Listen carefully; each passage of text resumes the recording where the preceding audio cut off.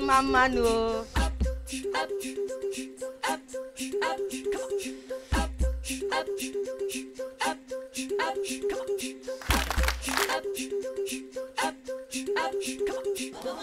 Selamat Hari Wanita Sedunia. Happy 国際女性デー。Feliz Dia Internacional da Mulher. अंतर्राष्ट्रीय महिला दिवस की शुभकामनाएं।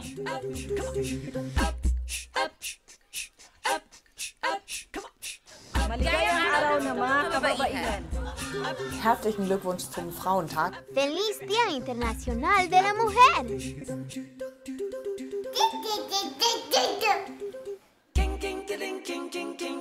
Buona giornata internazionale della donna. د ښځو عالمي ورځ دې تاسو ټولو مبارک شي. Поздравляю с 8 марта. 3·8妇女节快乐。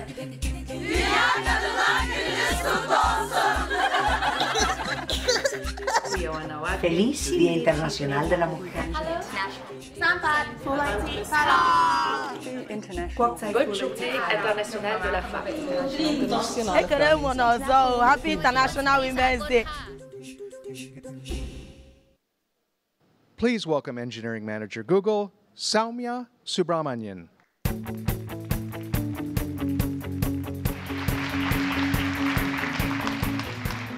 Good morning. Thank you for joining us today to celebrate International Women's Day. This is a global event, so I want to encourage you throughout the day to use the social media to express your voice. Please use hashtag #WomenTechmakers. I'm super excited to be part of this event.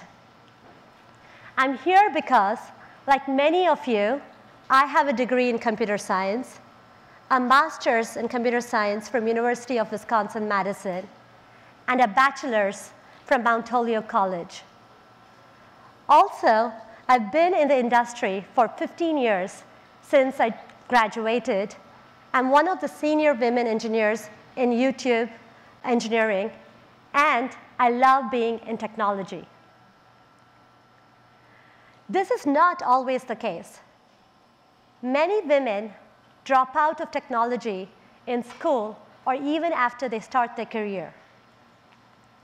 Nearly 50% of women within the first 10 years of their technical career either switch professions or quit. I have not, and I'm confident each and every one of you, after listening to the great lineup of speakers we have today and the events we have planned, will not either.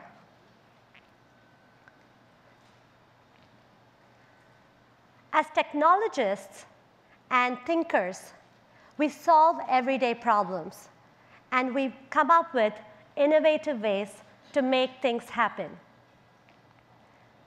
Women make up 51% of the world's population. Yet, according to the Department of Commerce, women make up only 27% of all computer science jobs in the US. And these numbers are worse when it comes to leadership roles. Women are part of 14% of Fortune 500 executive committees, 17% of Congress, and 11% of founder or CEO positions in venture-backed US firms. The number of women studying computer science is on the decline. It's nearly 8% below where we were nearly 10 years ago. And this is important. It's important to note and recognize this because time and time again, we have seen that diverse and well-balanced teams result in more effective decision-making and in better product designs. According to McKinsey, companies which have a higher proportion of women in top management roles results in higher returns on investment and higher earnings than average. Catalyst found out that companies which have at least 3 women as part of their board of directors have, on average, 10% return on investment compared to only 6.2% otherwise. Universities and companies are recognizing this and doing their part to help bridge the gap. For instance, Google provides a great work environment for women, has strong women leaders to serve as role models within the company, many of whom you will be hearing from today. The Women at Google network of over 5,000 women from 23 countries is very active. And Google helps organize events like this to raise general awareness.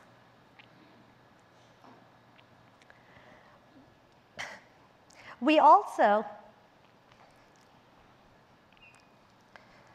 as part of our commitment to advancing computing and technology at all levels, we have education and research and scholarship programs for aspiring computer scientists.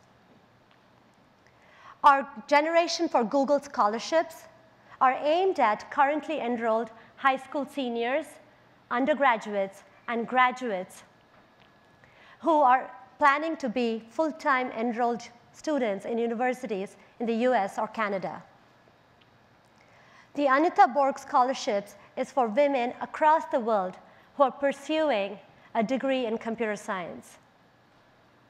And the Women on the Web program, which started out as a community-based initiative to encourage more women participation in Google for Business groups, aimed at increasing the number of women entrepreneurs in technology and enabling women to succeed by leveraging the power of the internet early on in their startups. This program that started out in India has now expanded to Latin America, Africa, Southeast Asia, and Middle East. And it focuses on encouraging women and empowering them in emerging markets.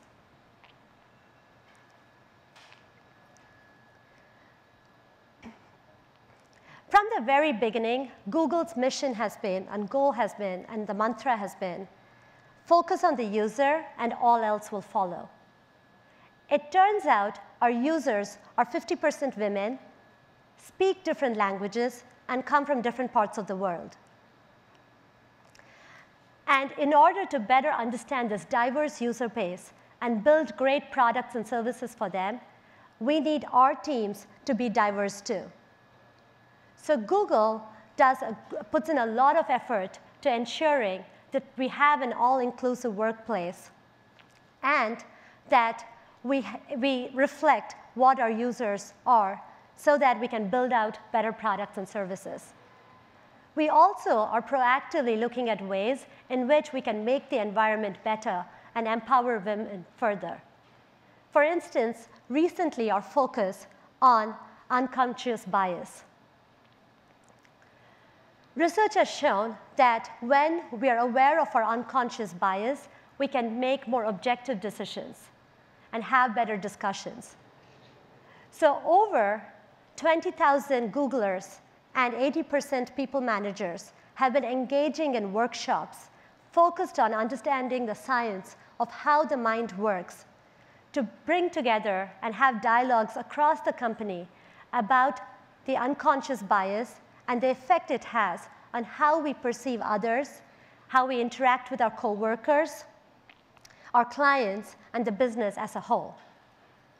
Efforts like this allow us to make ourselves into a better company and become a better workplace and environment.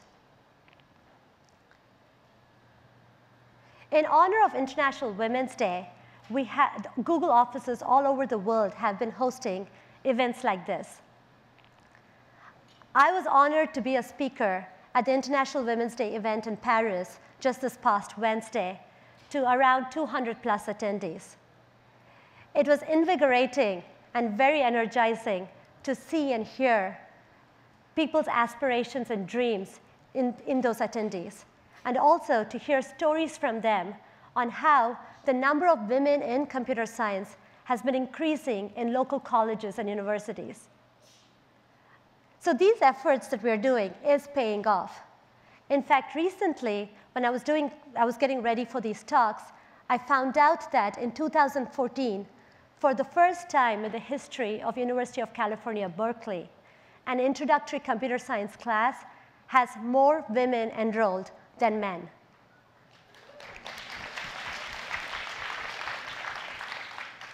And the slight change, the slight positive trend is significant for women in computer science and women in technology.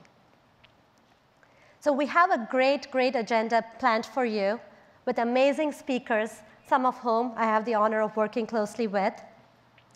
And I'm confident by hearing the inspiring talks from them, by engaging and networking with all the different women engineers who are here at the event. All right, so to get started with the day, I want to introduce you to our first keynote speaker, the VP of Technology from Nest Labs, Yoky Matsuoka.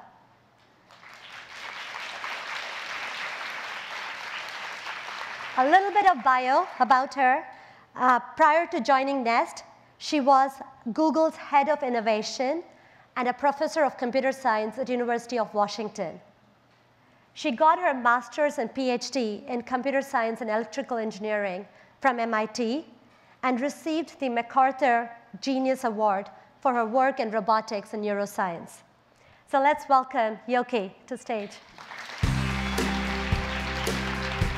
Thanks. Yeah. Well, good morning.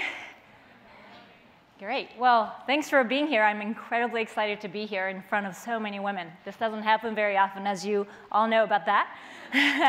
So I'm really excited. So it's kind of interesting to sort of go through thinking about what can I talk about today. And I looked at the title today saying Women Tech Makers. And I realized that I didn't really start out as a tech maker. And I had many different chapters, sometimes low, sometimes wanted to quit, sort of wanted to go through all of those because some of you might be thinking something to do, something to dramatically change your life. I've gone through a lot. So, click. Is this the right thing? Here we go.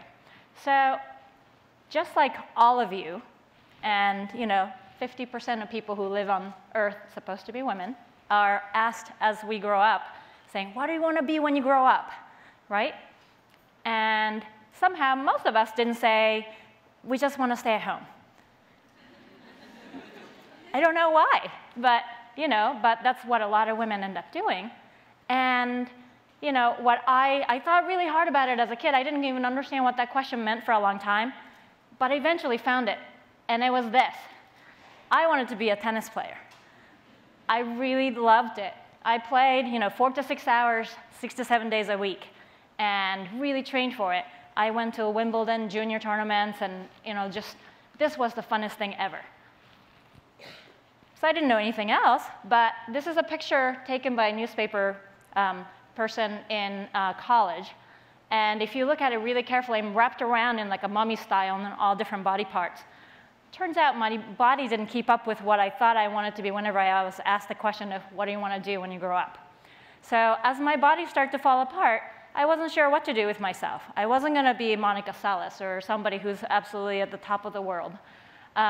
Then I started to look at other parts of my, what do you want to do when you grow up? And I thought, well, maybe I can do engineering. That could be exciting. I can build a robot. I don't know anything about it, but maybe I can build a robot that can play tennis with me. So here it is. So I drew a picture of my tennis buddy that could play tennis with me. And I imagined buttons and everything on the chest and saying, like, days that I was feeling good, maybe I can challenge myself, tune the knobs, and then have really good competition. And the days that I'm feeling a little bit down, maybe I can crank it down so I can beat the hell out of this thing. So that's sort of the idea that I had. And I got into it. I went to a lab when I was an undergrad at Berkeley and then said, hey, can I build a robot? And the professor didn't laugh at me and took me on and build robotic legs. And I was crazy enough to even go to grad school and build this thing at MIT. I don't take all the credit. There are a lot of grad students working on it. But something that I was fascinated with, like robotic hands, how does it actually even learn for us to do this, right? it's really amazing. We just don't even think about it anymore. But the brain is doing something to send that signal so that we can pinch, we can grasp, we sometimes don't even look at it, and we can do amazing things. So that's what I was building. But I felt like I ran into a wall one day. I couldn't quite figure out what to do. And I said, aha, artificial intelligence is not solved because we don't understand the human brain. So I walked across the campus, and then I went to neuroscience and said, please take me on, because I really need to understand how the brain works. And that's what I did end up doing for my PhD. So after all of that, so build, tennis player, robot, neuroscience, and I thought, OK, now I have all the tools I need to build this tennis buddy. But sort of something funny happened. I kind of started reflecting, what do I want to do when I grow up? And sort of following this, some tennis passion didn't quite get to where I wanted to get to anymore.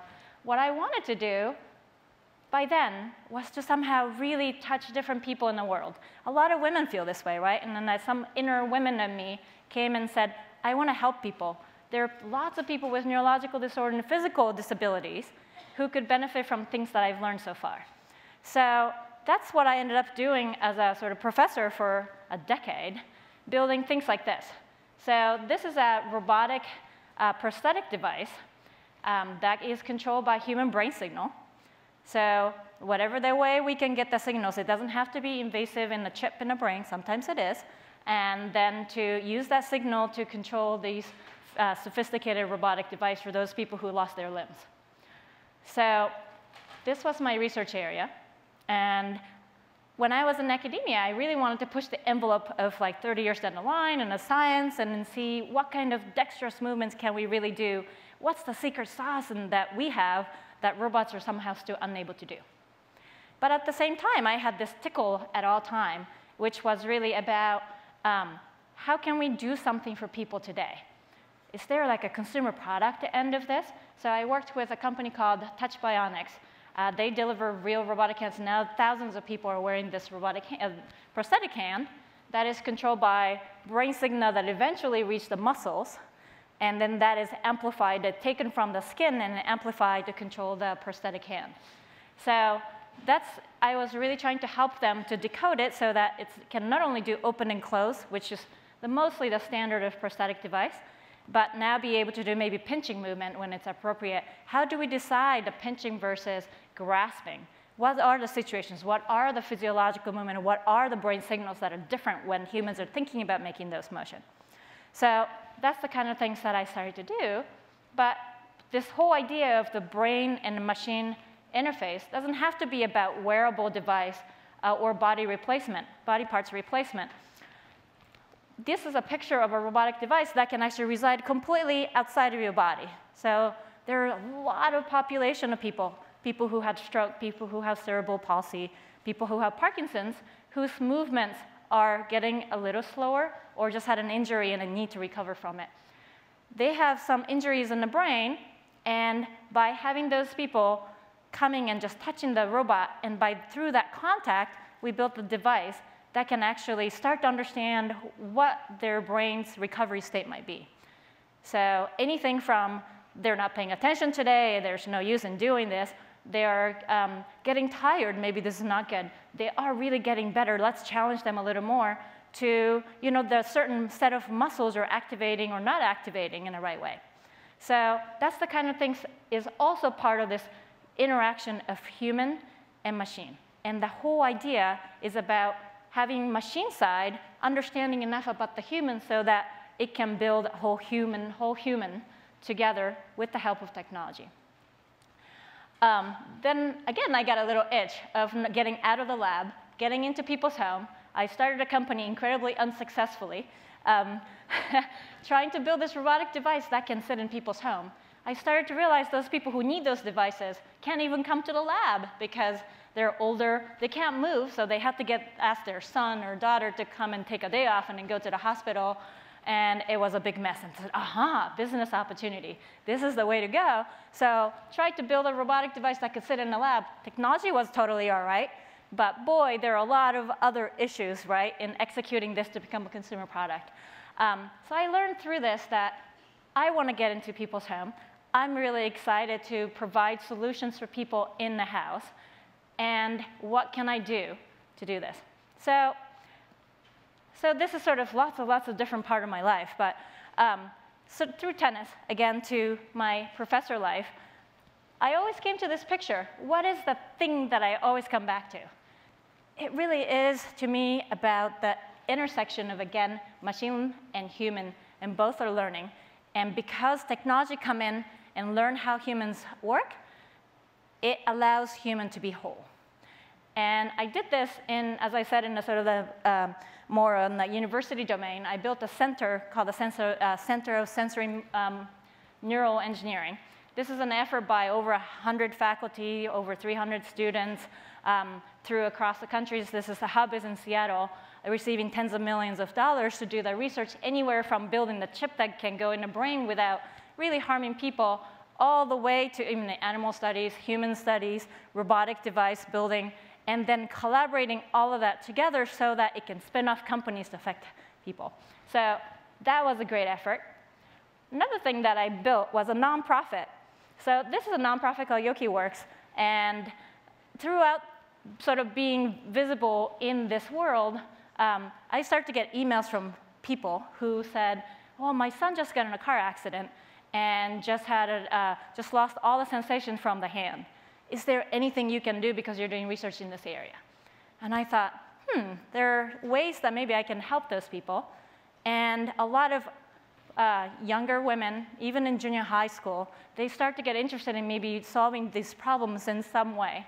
So I got together a whole bunch of volunteers aged from anywhere from 12 to 60, doing finance to management to engineering work to physical therapy as a team to solve specific problems for specific people.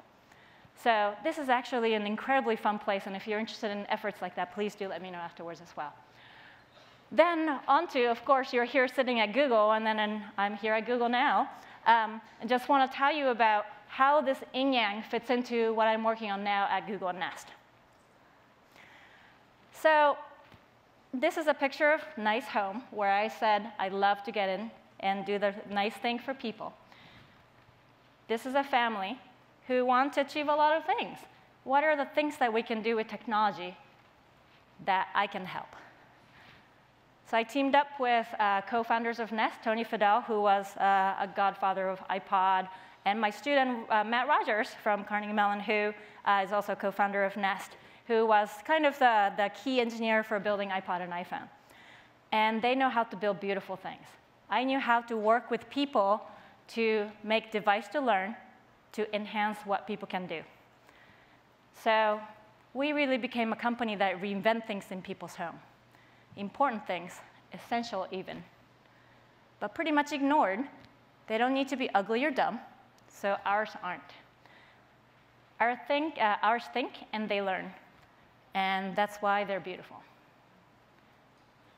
So this is exactly what we're after, and we're started off with a thermostat. And this is certainly pretty to look at, but the word thermostats, even the first time I heard from Tony and Matt saying thermostat, I said, what? That dusty, yucky thing? What are you talking about? But I want you to watch this video for a second.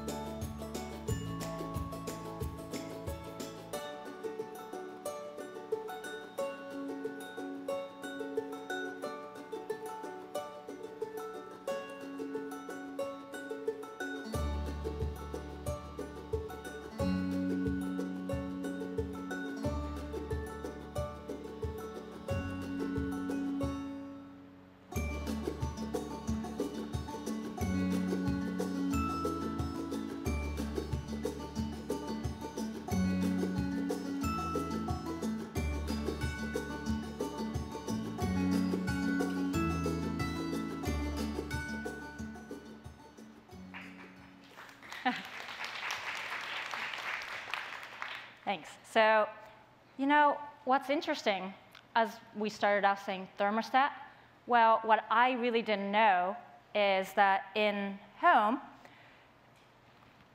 thermostat touches, the human touches to it, spends about 44% of the US residential energy bill.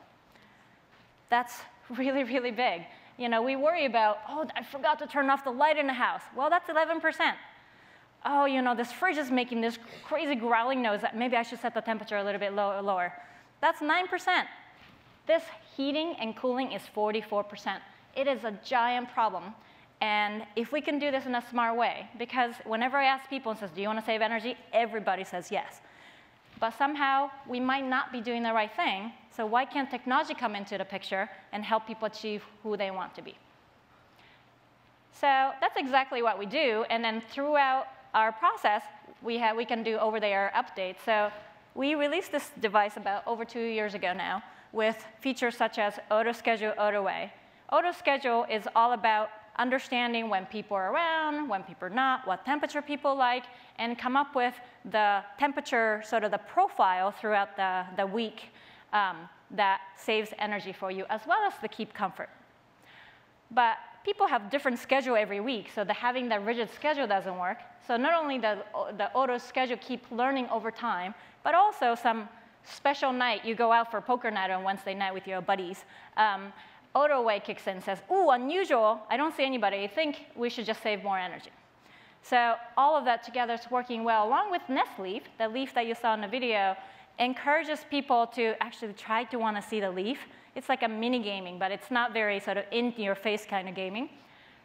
Turns out it's something like, I can't remember the exact number, but something like over 80% of the people check to see if they have a leaf daily on their app on their phone. So it's something that just makes you feel like, oh, I'm saving energy. Oh, no, I should turn a little bit more. Oh, yeah, I see it, great. And I even got text, you know, because I saw text going across with friends saying, oh, I have more than one more leaf than you this month, haha. So it's kind of a good thing. But you know what? As we went in, and as we start to get more data about how the houses work, how the HVAC systems work, we realized that the opportunity is really big. There's a human behavior aspect, but there's also learning about people's home. So we released a feature called Airwave. We noticed that air conditioner, and now we think about it, maybe it's obvious, but air conditioner blows really cold air, and if the fan and the actual compressor both stop at the same time, the cold air that's stuck in the duct is wasted. So we found out through just an intelligent way how long for each home to keep blowing the air a little bit longer. Sometimes it's for like 8 minutes. And we actually end up using much, much less air conditioner time, so therefore less energy to cool people's home. Also, we kept learning more and more, and we not only save energy, but we bring comfort. So when people say they want to be 70 degrees at 7 o'clock in the morning, we have this thing called early on, especially for cold places. Maybe all of us don't really appreciate living here as much, but when a lot of people wake up at 7 o'clock and they just want to be warm, otherwise it's really difficult to get out of the bed, we have a feature called Early On. Again, look at the thermal profile of home, know exactly how early to turn on the house heating so that by the time you get out of the bed, it's at the temperature that you like. So there's a lot of geeky stuff inside this kind of beautiful device that we keep delivering over and over. And even things called sunblock. We saw in data one day and said, wait a second, what's this crazy spike of temperature that just happens for 30 minutes in the morning? And because the thermostat thinks it's so hot, it was preventing heating to kick in. Well, of course, when the sun is directly hitting that thing on a wall, it just doesn't know how warm or cold it is in the room. We found a way again to counteract, and then so therefore it knows the real room temperature and the heating can kick in. So you can imagine we keep finding fun things in the data that allow us to iterate over and over to learn about people and learn about house to do the right thing. So what's interesting is that we originally only sold it in the US, but somehow people managed to buy it and then install in their own countries. And then now, this number actually might be out of date by now, but quite a lot of people install it everywhere in the world. Also, people start to say things that are weird, like, I love my thermostat. I mean, come on, who would have said that, right, before? And it's kind of nice to hear that. Also, a lot of people realize that bills are actually getting smaller and smaller. I even got a text from one of my best friends in Boston 3 days ago saying, thank you, Nest, and then just had a picture, the snapshot of their bill. And those are the things that really makes me smile every day. And overall, we are everywhere. You can buy this from Amazon, Best Buy, Lowe's, Home Depot. If you're a Google employee, you get 25% discount. Stuff like that. So it's really great. But over time, so now we have saved over, this is kind of funny to read, either 1 billion kilowatt hours or 1 million megawatt hours or 1 terawatt hours, or it's sort of a funny thing to count, but somehow energy folks like to count it in kilowatt hours, so we go by 1 billion kilowatt hours. And that's how much, as of last September, that Nest devices together have saved.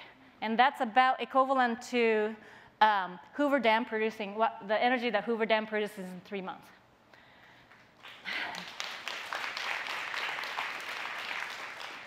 That's pretty good. So as you can see, we are moving toward helping people to achieve who they want to be through just a thing called thermostat. But oh, geez, what is that? Where did it come from?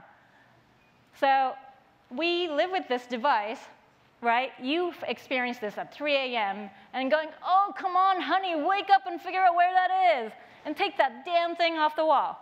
Actually, it's funny because it happened to me last night, but I was too tired to even say honey. I was like, oh, it wakes me up every 5 minutes, but okay.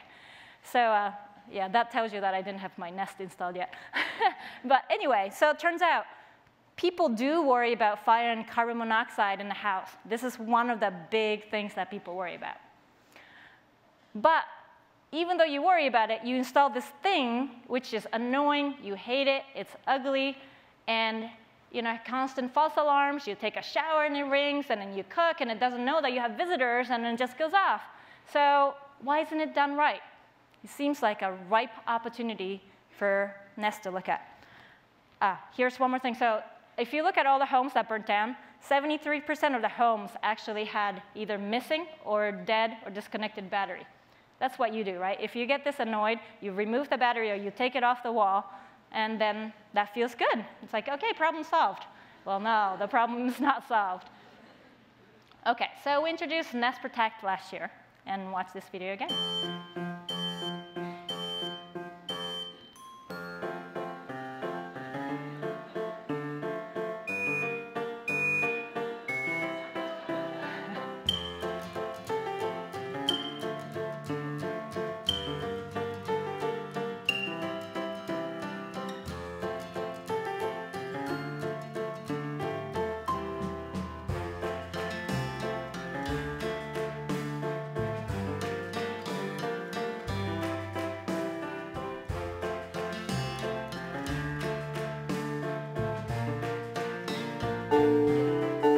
Heads up, there's smoke in the dining room.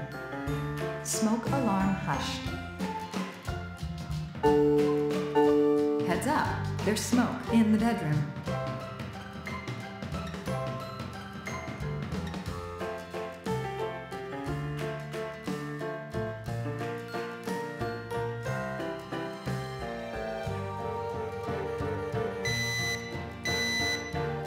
Emergency, there's smoke in the living room.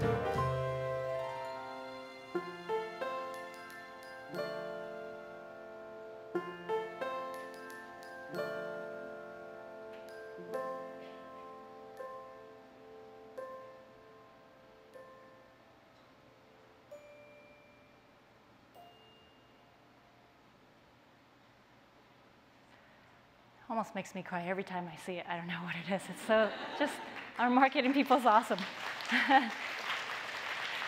But let me just go over some of the things that we did overcome.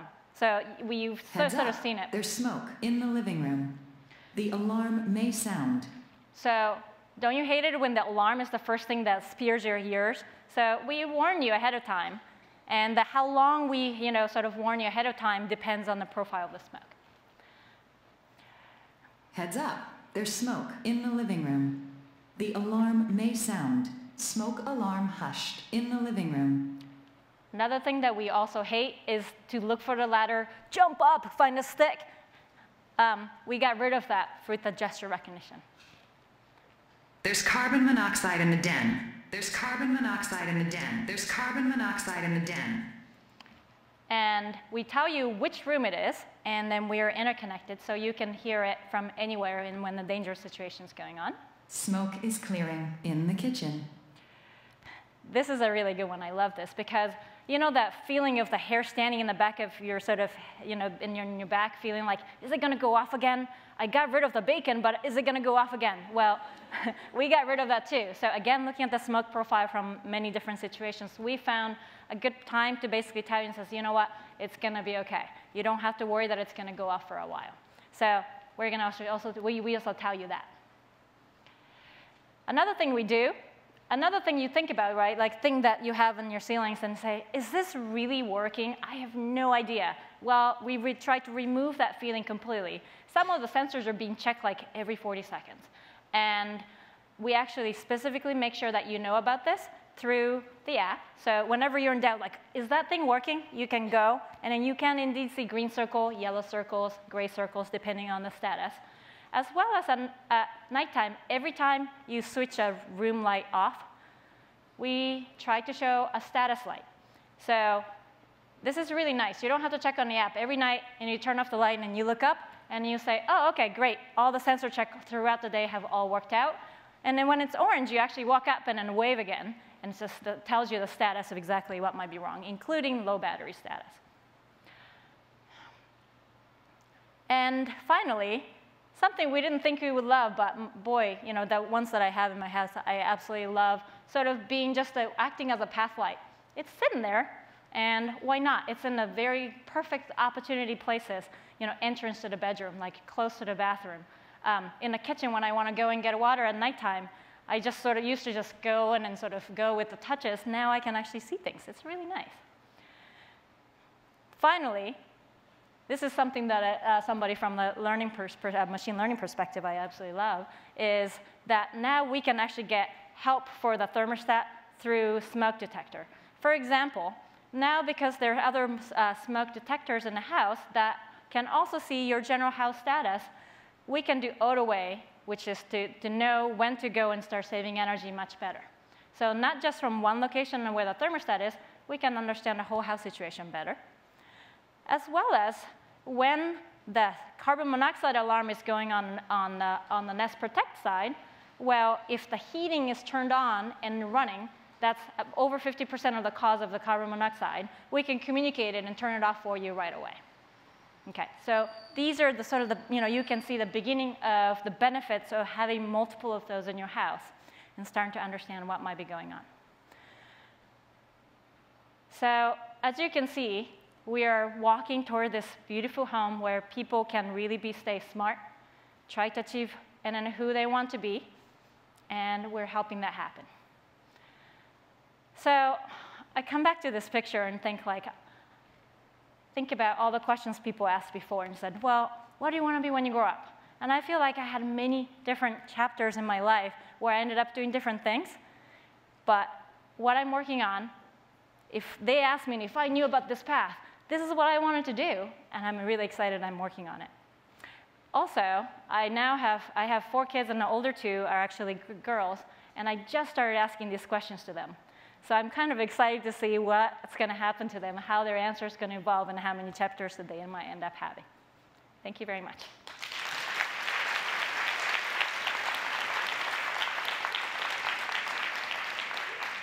Questions? I think there are folks with microphones.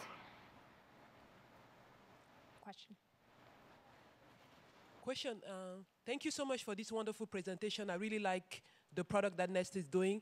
I think I've read a lot about probably the interaction why Google bought Nest.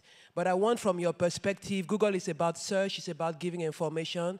Now with this technology, thermostat in the house, getting all the coolness of helping people to manage their temperature, what you show carbon dioxide. What is Google after with Nest? I can't answer what Google is after, but I think what what we're after is to make our life easier, better, and smarter. And that's what Google wants too. And turns out us working together can really get closer to that dream.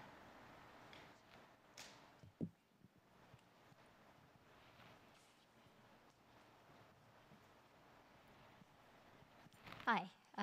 Quick question on the power usage for both the nests. I know that you use the Nest thermostat to reduce the energy usage in the house.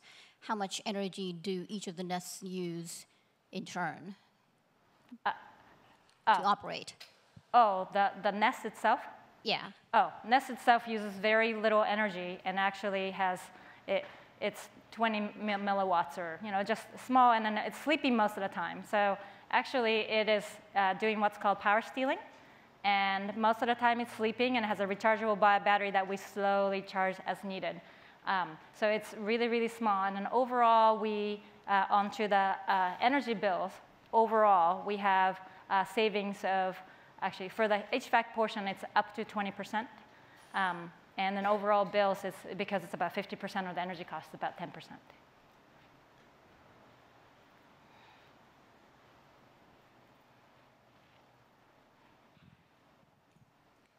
So Nest is made for the home. Do you offer commercial products for office buildings? Or have you thought about energy use in data centers and tying into building management systems? Thanks for the question. I can't quite answer a lot of the future, but we're thinking about everything. Things that are more similar to people's home, like small business, is easier to get into in the near future.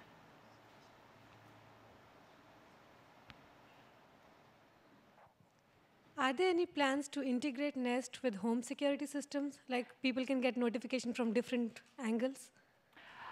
That sounds like a great idea. Thanks for the idea. Hello. All these devices, you said you see interesting things in data, and I realize it's a research stage. But when they are installed, do they, like how you update your software inside? If you do, do you collect any data from devices to continue to improve? I mean, is it centrally collected somewhere? I mean, do you have access to devices? I mean Google and Nest.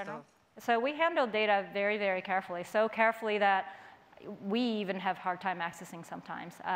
But yes, so we have sensors in the device, as the thermostat has temperature, humidity, occupancy, light, proximity sensors. And then the smoke side has similar ones as well as carbon monoxide and smoke. And then we do collect them and trying to understand, thermal models, people's behavior, and all of that. But we, again, we do it in a very careful way so that the security issues minimize as much as possible. One last one. Hi. I'm not going to ask about Nest. I'm going to ask about what do you want to do when you grow up. I had this conversation with my 8-year-old sister, and she was like an engineer. It was awesome. But once we were talking about time traveling, and I was like, do you think we can do that? She was like, absolutely.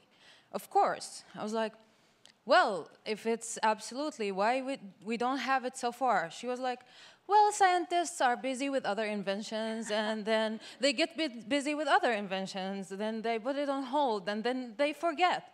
I was like, then we're never going to get it. And she's like, then why don't we do it? Me and you.